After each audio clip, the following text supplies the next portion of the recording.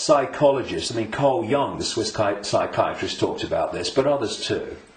When you've got psychologists that say that they can break down the human personality into 12 major archetypes and combinations of them, well, at the level of awareness, at the level of consciousness, at the level of the true self, we are infinite possibility within an infinite reality of infinite possibility. How on earth can you break down that into 12 major archetypes and combinations of them? It's ludicrous. You can't. But what can you do that to? Computer programs. And that's what we are. These archetypal personalities are actually software running, perception software running within junk DNA. Now, put all this together, and that has moved us from a heart-centered society, connected out into a greater level of reality. This is the innate intelligence. This is supposed to serve this, not be the governor of perception. That's why this knows, and this thinks has to work it out. People don't go, my intuition thinks. No, my intuition, and we do this, don't we? My intuition just knows, because instinctively on a subconscious level, we're going to that point of true knowledge, true awareness, no, beyond knowledge. This is knowledge awareness.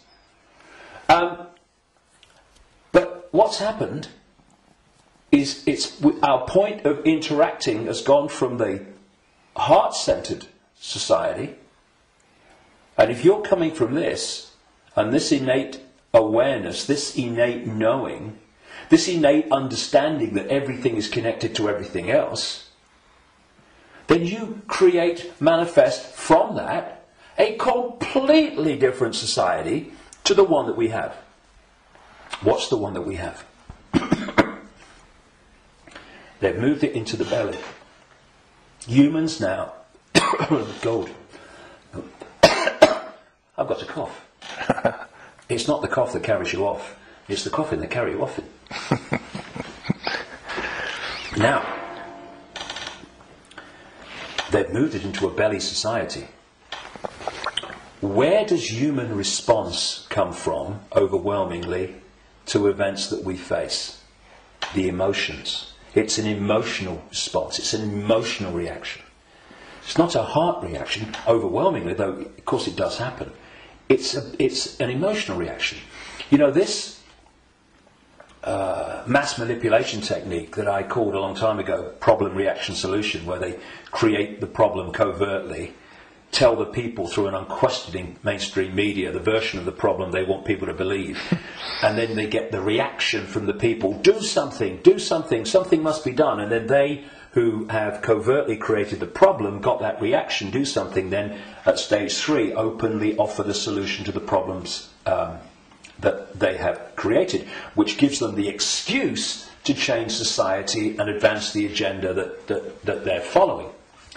Now, it's not problem, go into the heart, look at it from the innate intelligence of the heart. It's not even problem, have a think about it, do a bit of research, see what you think. It's problem, reaction, solution. It's the manipulation of an emotional response, an emotional reaction. And what they're doing all the time is manipulating an emotional response to get support or to justify what they're doing.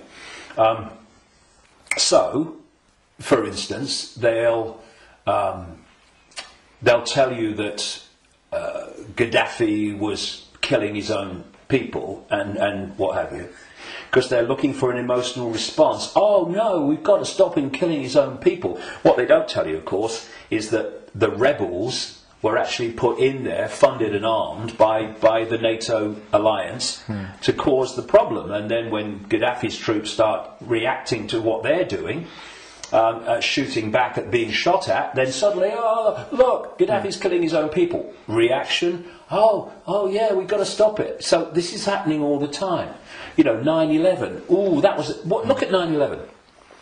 and those horrific pictures and the towers coming down, did that take us to here? No, it took people here. And from this gut, what would you say? Gut reaction. You know how many? People say, "What does your heart tell you? What does your heart tell you?" Right?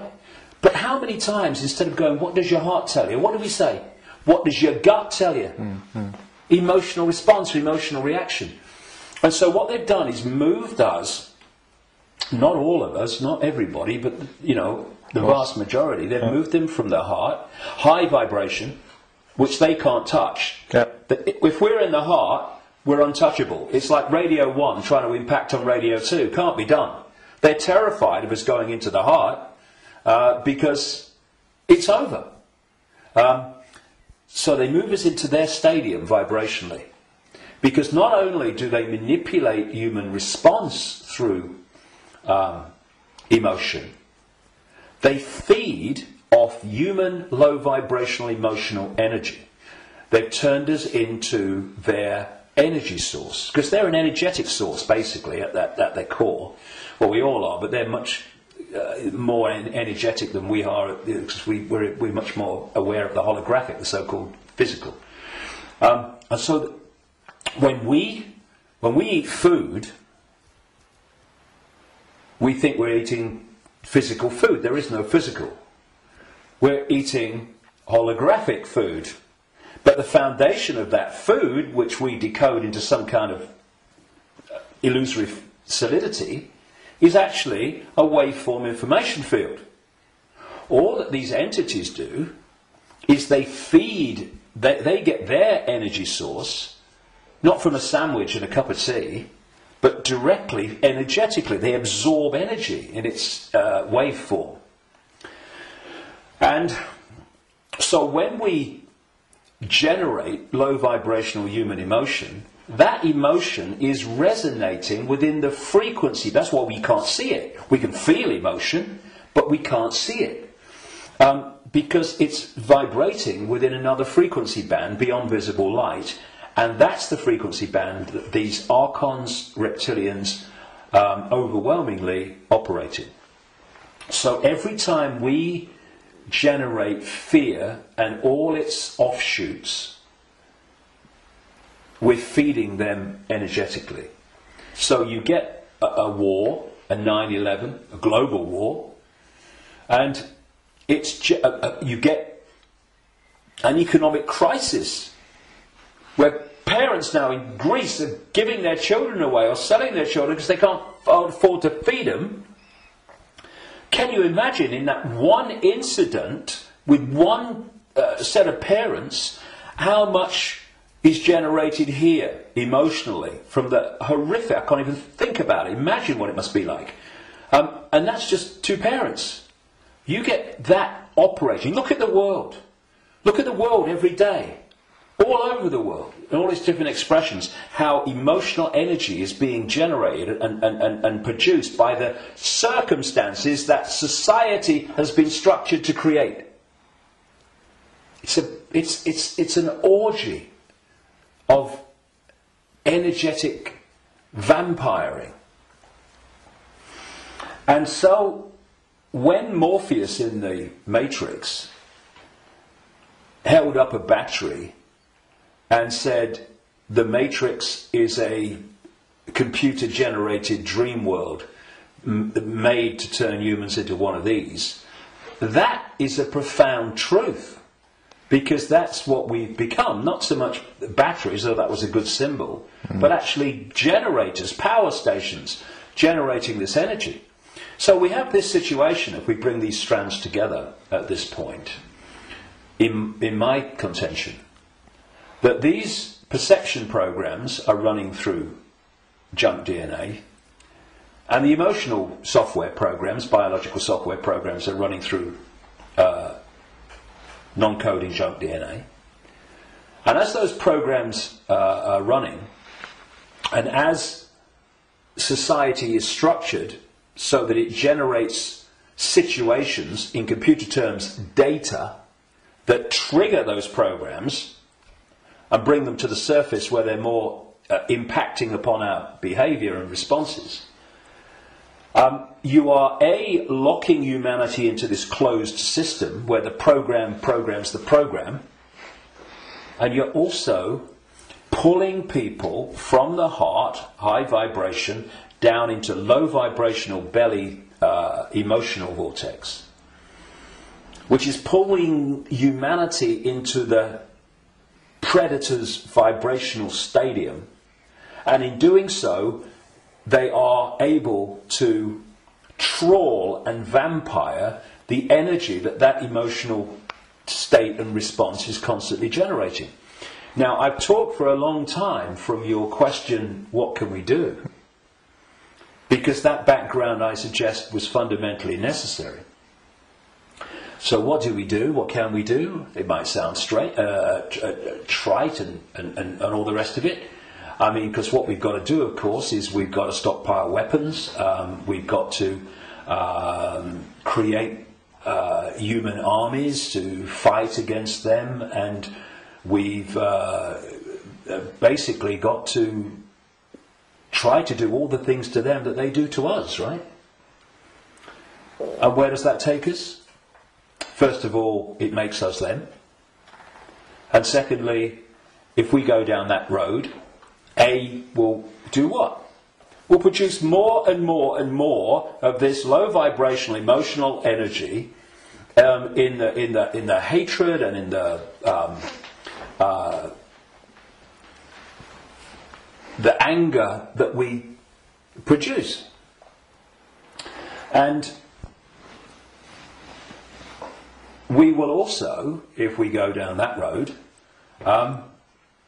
we will have symbolically weapons that manifest as a pop gun against state-of-the-art weaponry. So, although it's very macho and very, we've got to fight. I love Tony Blair once, he said, we've got to fight for peace. Sorry, can I just have some time to work that out in a darkened room, please? And it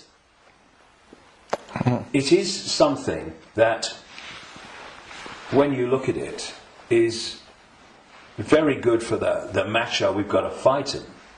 But as a strategy of bringing this down, is doomed to failure and disaster, because it's playing the game they want us to play. And if you're in that macho mode, and you think the whole spiritual side of things and stuff like that is namby-pamby, airy-fairy and a bit, soft, then what I'm going to say will make no sense. But if we are going to bring an end to something that has been created and perpetuated by something happening, then we can fight that something, or we can remove that something. And if you've got your finger in, a boiling pan of water, well, you can turn the gas off, or you can literally take your finger out. In other words, instead of finding a solution to the problem, turning the gas off, not really a solution, your finger's still in there, you remove the cause of the problem. The cause of your problem burning in the water is because your finger's in the frickin' water. So remove it. Done. And if you look at any situation that we want to change, you will always find that removing what has caused the problem is always far more effective than finding a solution to the problem that you've caused. And